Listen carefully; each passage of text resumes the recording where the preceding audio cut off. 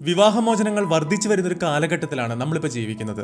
Couple കൗൺസിലിങ്ങിനൊക്കെ വരുന്നവരുടെ ഭാഗത്തു നിന്നും സ്ഥിരമായിട്ട് കേൾക്കുന്ന ഒരു കംപ്ലൈന്റ് ആണ്, എന്റെ പാർട്ട്ണർ എനിക്കൊരു പേഴ്സണൽ സ്പേസ് തരുന്നില്ല എന്ന്. എത്ര സ്നേഹക്കൂടുതൽ കൊണ്ടാണെങ്കിലും തന്റെ പേഴ്സണൽ സ്പേസിലേക്ക് ഒരു പരിധി വിട്ട് മറ്റാരെങ്കിലും കിടക്കുന്നത് ആർക്കും ഇഷ്ടമാകണമെന്നില്ല.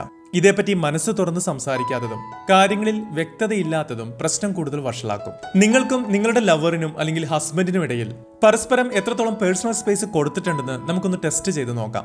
ഞാനിനി പറയാൻ പോകുന്ന 5 ക്വസ്റ്റ്യൻസിൽ നിങ്ങളുടെ ഉത്തരം യെസ് അല്ലെങ്കിൽ നോ എന്നൊന്ന് നോട്ട് ചെയ്യുക. Question number 1.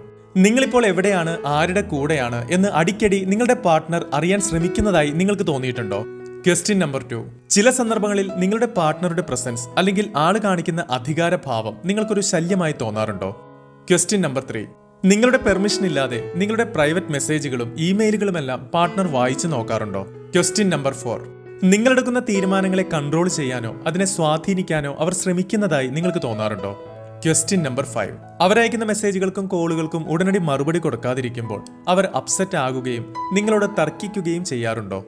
ഈ 5 ചോദ്യങ്ങളിൽ 3ഓ അതിലധികമോ ചോദ്യങ്ങൾക്ക് നിങ്ങൾക്ക് ലഭിച്ച ഉത്തരം യെസ് എന്നാണെങ്കിൽ അവിടെ പേഴ്സണൽ സ്പേസിനെ ബാധിക്കുന്നുണ്ട് എന്നാണ് അർത്ഥം.